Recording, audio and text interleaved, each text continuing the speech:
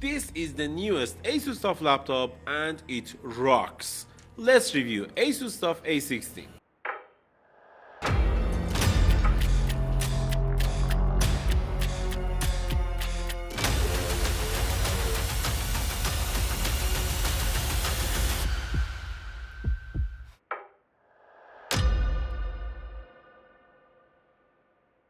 I think what ASUS did with this laptop is all about good stuff. I mean, the new design is gorgeous, the new cooling system is better, and also the new 16-inch display is just better than the 15-inch on the last year models. Let's start with the body and chassis design. The body and chassis design of this laptop is just good. I like the new design here, I like the new butt on the back of the laptop, and I like the design aesthetics of this laptop. It's a gamer laptop but in a subtle way, so I can say I like it, and the overall feel of the laptop is still the same, but I can say I liked it and there is nothing wrong with it. The keyboard is almost the same as last year. It has a single zone RGB. You can customize this RGB in ASUS Armor Crate application, and also we have some new icons on the keyboard like the volume buttons and the arrow keys, which is good. I like it and I like the arrow keys a lot, and it is good to see a full-size keyboard on this laptop. I like to see it, and the keyboard tactility is just fine. I like it and there is nothing wrong with it, but I can say there is other competitions with better keyboard. This trackpad is one of the best in mid-range laptops. Like, this is a glass trackpad and it is as big as it can get, so I like it and it's a good trackpad. There is nothing wrong with it and I like it. About the ports, we have two USB Type-C ports. Both of them support DisplayPort 1.4. One of them is USB 4. There is two other USB Type-A ports, which is good, and there is one HDMI 2.1 port and the power adapter, which is a 240 watt charging adapter, and it can charge this laptop with a new RecCon ASUS connector, which is okay, but I think the circular design was a lot better than this rectangular design. And also there is an RJ45 for LAN connectivity, which is good. About the overall build quality and design, I like it. It is stiff and there is nothing wrong with it. And just look at the hinge. There is no flex at all, and I like the new hinge design, which is great. I have one problem with this laptop in this section, which is the lights. There is 4 indicator LEDs on this laptop and it was above the keyboard in the last generations, but in this generation they moved it behind the panel. I don't know why I should close my laptop to see if my laptop is turned on. Why? Just tell me why. I don't get it. I just don't get it. This is the most useless LED indicator in any laptop, because I should close my laptop lid to see the lights. You made the best LED indicator light in your previous generations, and now you are making the worst of them in this generation. Thank you, ASUS. So I can say for this section I can give this laptop a 9 out of 10 score. Let's talk about display. This screen here is an IPS level panel with 1080p almost, FHD plus means 1200p resolution, 144Hz refresh rate, and 100% sRGB color coverage, and 350 nits, almost more than 300 nits of brightness, which is okay. Let's be honest, it is okay, but it is not enough for this laptop at this price range. This laptop is priced at $1,500. At $1,500, I expect to see a 2.5K resolution display for this laptop, and this is just not enough. I mean, with the Ryzen 9 CPU and RTX 4070, you should not package your laptop with a 1080p screen, and this is the worst combination of 2025. So I will rate the screen for this laptop a 5 out of 10. So let's talk about performance. This laptop right here has an AMD Ryzen AI 9 HX 370, which is the worst naming ever in the CPU industry. I hate it. I just hate it. It's a 12 core CPU, which is powerful enough to make this laptop a powerful gaming laptop. And also we have RTX 4070 at 140 watts, which means this laptop can do a lot because it supports the highest TDP of this CPU and this GPU, which is great. We ran some benchmarks in this laptop and I can say the benchmarks were amazing.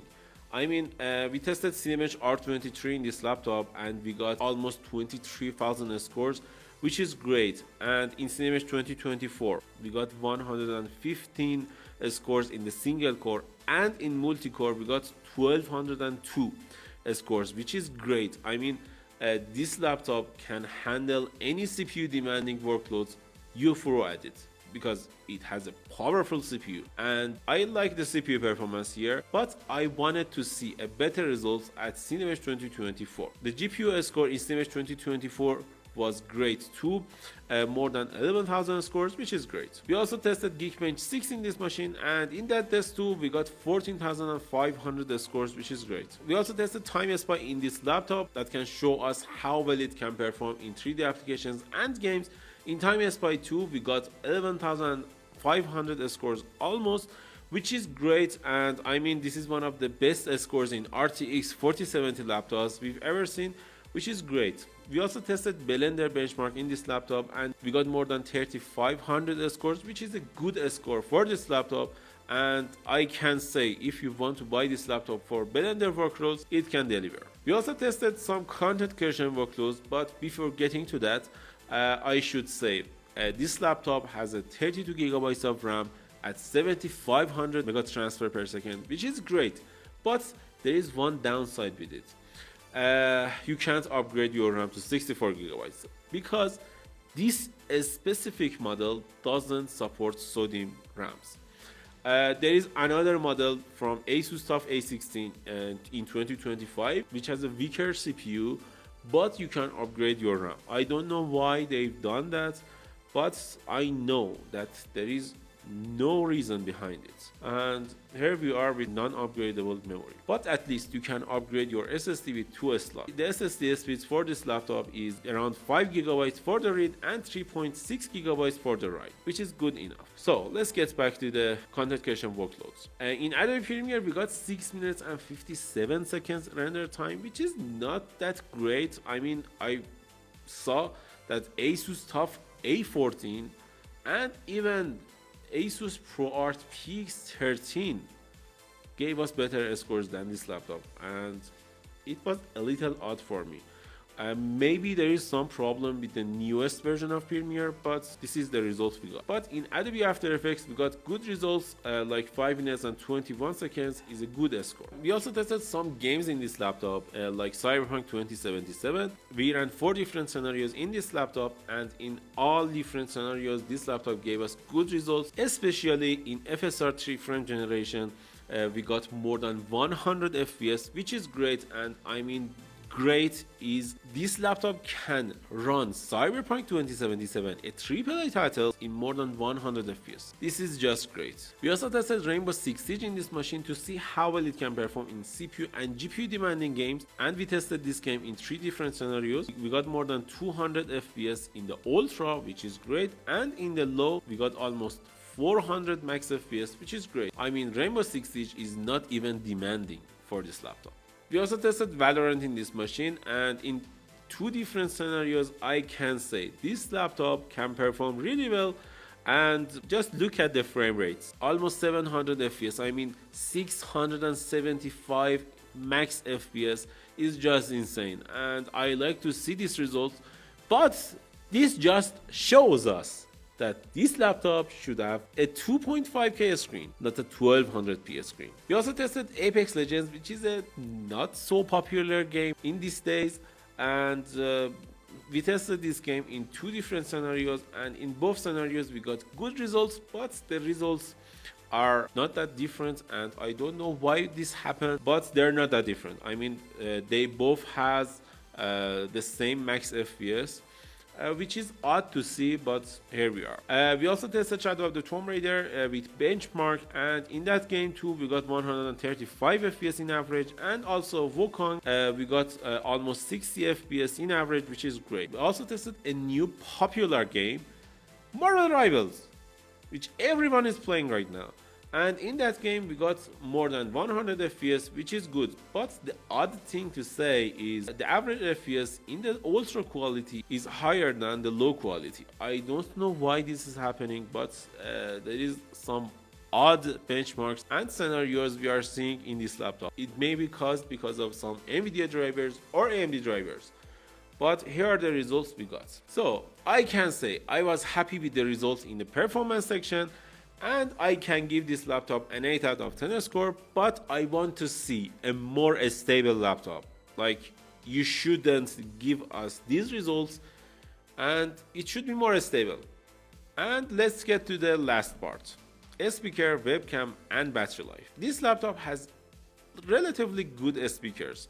I can say you can use it for watching movies, YouTube videos, listening to your music by yourself, but it isn't enough for family gathering or friend parties or something like that. For that kind of usage, you should get a proper Bluetooth speaker, but this laptop's speaker is enough for some music playing by yourself or movie watching, which is good.